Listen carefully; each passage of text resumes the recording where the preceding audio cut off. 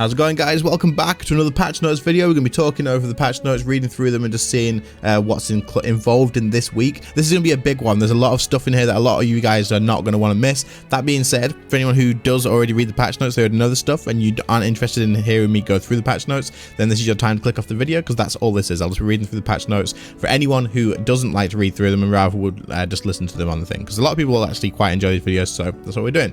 But I will say there's a lot of stuff in here that is going to be really interesting. There's some big things in here, so especially for like PVMers and stuff, so pay attention if you are one of those people, and let's get going, shall we? If you enjoy, leave a like, subscribe to the channel if you're new. I'll do these every Monday probably, so that's fine. We'll go through them in just the average order. I believe the important stuff is right at the end, unfortunately, but that's Jagex's way of writing it, not mine. I'm not picking to do it last, but it is what it is.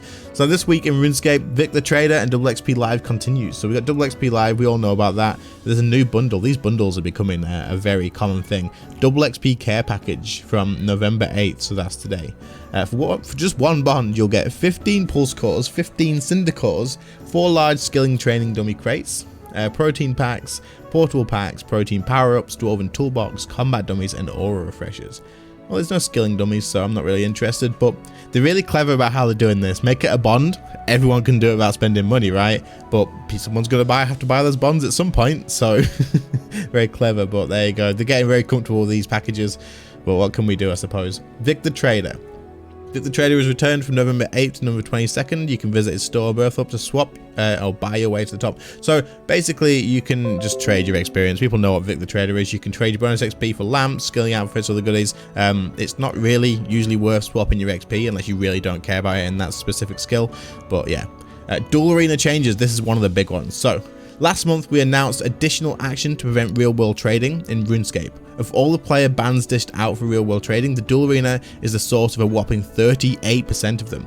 As of today, no more than 50 mil in value can be staked per fight at the Duel Arena. This is a short-term change, but we will have a long-term plans to replace the arena altogether.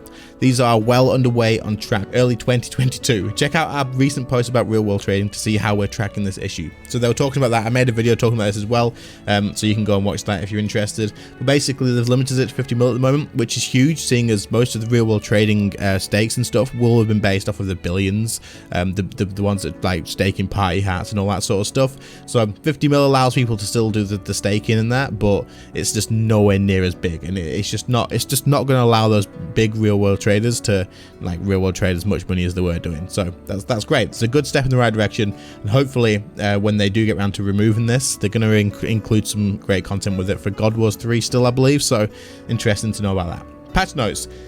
This is where all the great stuff's going to be coming in here, by the way. So we're getting through this pretty quick. We're only 3 minutes in, but that's absolutely fine. So improvements. Player may now only stake a maximum of 50 million coins per player per fight at the Duel Arena. We know that one. That's absolutely fine. Players can no longer stake items within the Conquest minigame, so there's no item stakes anymore. Implemented some feedback to remove the junk chance of the Igneous Stone that is now set to 0%. So the Igneous Stone, basically it just gives you rares. Is great. So if you have already got your capes and you're still doing Zook, you'll get this Igneous Stone still if you actually do a flawless run, or if you do a run without banking, and you kind of think, oh, what's the point in having them? If you have a stack of these, disassemble them. You'll get some rare drops out of it. You'll get some rare components. It is really good. It's actually a clever thing that they've done.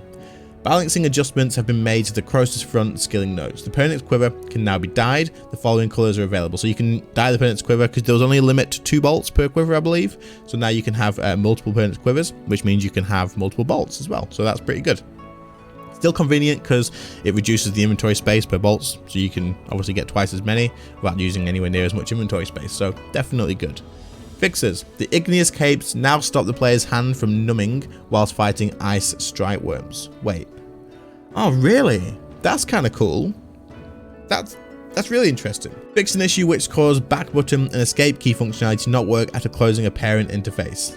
That was actually really annoying. That used to happen to me quite a bit, but that's good. Fix an issue which caused the escape and back button on mobile to no longer close parent interfaces. Okay, same thing. The astronomical achievement incorrectly required a crafting level rather than the rune crafting level. This is now been corrected, probably a good thing. You can now smith upgraded items with the base item in your inventory when your inventory is full. Destroying lost her marbles flame fragments directly from the bank now correctly update which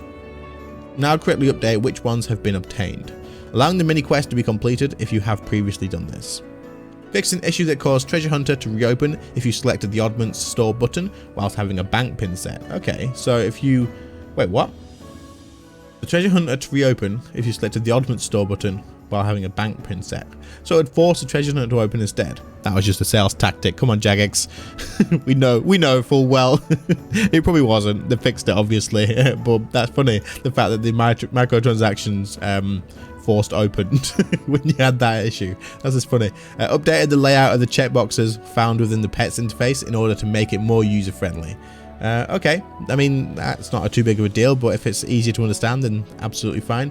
Using an augmented dissolver on a dyed dark silver of Leng will no longer remove the dye. Damn. I hope people got refunds for this. So if you dissolved an augmenter on your dyed sliver of Leng, so not silver, before people kick off, yeah, I'm sorry, it's sliver, I misread it. Dark sliver of Leng will no longer, if that removed the dye, you would be fuming. I assume people got refunds for this. You would hope so anyway, but hello. But ayo. Kerapac special attack will now correctly scale to the player's melee accuracy rather than the magic accuracy. Is anyone using the Kerapac? Is anyone using this these days? Is there a reason? Is this making a comeback that I don't know about? Let me know. Is this just because they knew it was an issue, or what the hell? Is there a reason? If there's a reason to have this, I want to know about it. So this has important stuff in the other. Normally I read through it myself and I'll just be like, yeah, this one was important, this one wasn't, but we're going to go through these, probably all of them. Some of them may be absolutely worthless, but I know there is some stuff that is really important. So yeah.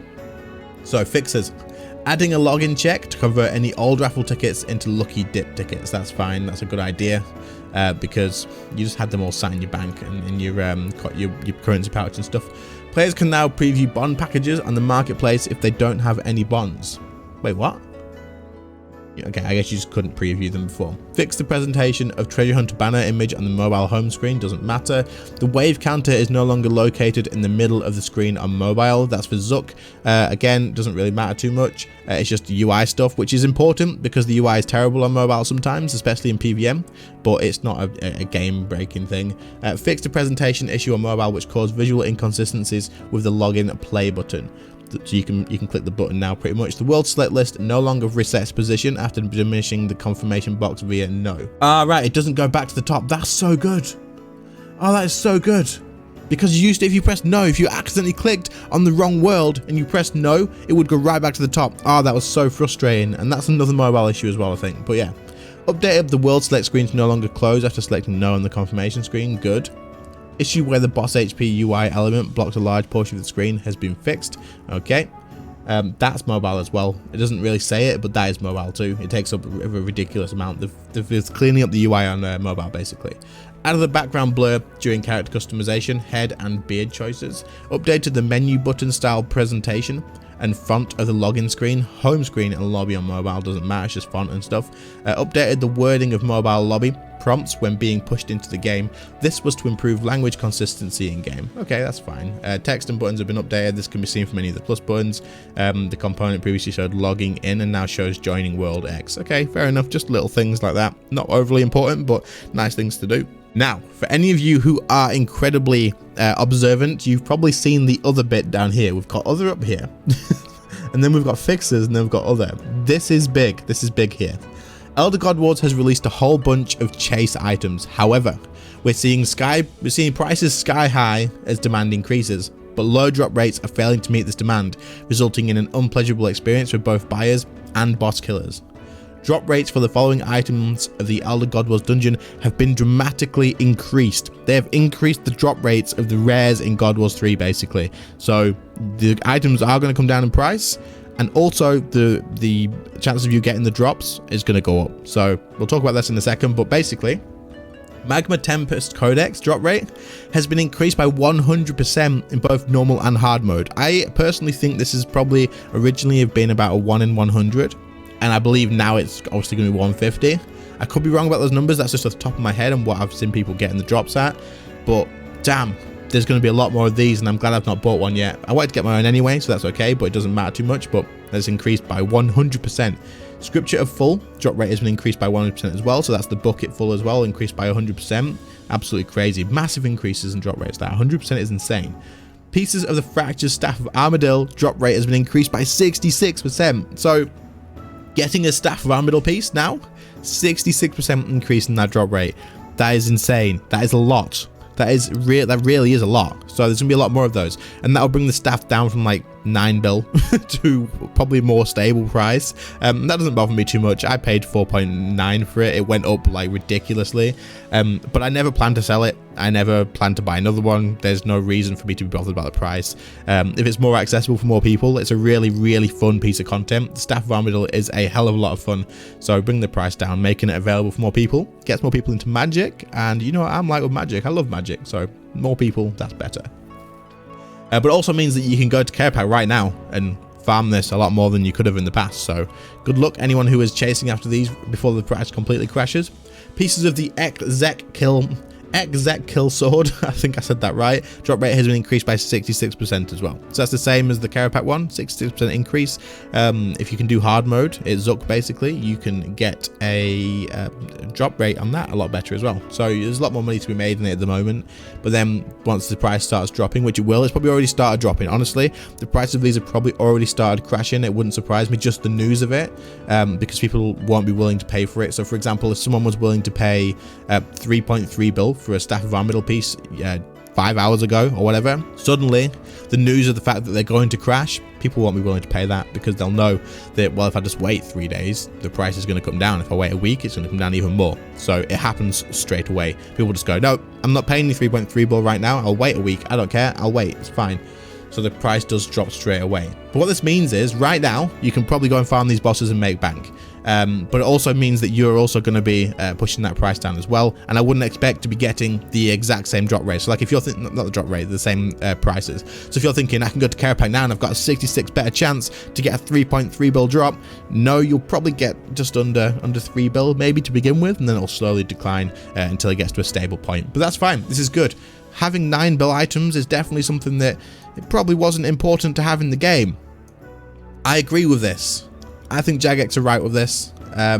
They've done it in the right bosses, the right places, and I think that's great. So this is huge. This is the huge bit of information I was talking about. We don't really cover the community stuff too much. So just this bit here is absolutely huge, of course. Damn, that is just insane. There's a big increase in drop rates. So I'll be going to Kerapac. I'll be doing that. We've obviously got the Duel Arena changes as well, 50 mil cap. That is really important too. The rest of it isn't really all that important, apart from like Permanent Squiff and maybe stuff like that. But hell, good luck guys if you're going to chase after this stuff before the prices crash. They won't crash massively. Like the Staff of Armadil is still going to be something that people want. It's not just going to be suddenly like, it's 2 bill now. I mean, I could be wrong. It could go to 2 bill, but it's not going to drop to the point where it's not worth doing Kerapac anymore. So good luck, basically, to all of you people that are going for this. I'll be going for it later tonight, or probably once I've got some more videos done or whatever. But other than that, I hope you enjoyed. I hope I've helped you understand what's happening in RuneScape this week, because I know most of you guys, well, a lot of you people, not most maybe, but a lot of people don't really watch the updates. So yeah, I'm sure the video will have something very clickbaity on the thumbnail, but it'll all be relevant. So of course, before you guys argue that it's clickbait, yes, it probably is. I'll take the bullet for that. I don't care. Anyway, guys, if you enjoyed, leave a like, subscribe to the channel if you are new. Channel members, thank you so much for your continued support. As always, your names will be on screen right now. I thank you very much. I really appreciate it. If anyone else is interested in joining the channel members, click the join button, by the sub button. Don't forget to subscribe to the second channel where you'll get shorts content. I will start streaming again soon, guys. I really will. There'll be a lot more shorts going up on that channel when I start streaming again. That's where all the content comes from. I know I've not streamed in a while, but I will be back to it very soon. Otherwise, guys, thank you all so much for watching. I really appreciate it, and I'll see you all in the next one. See you later, guys. Bye.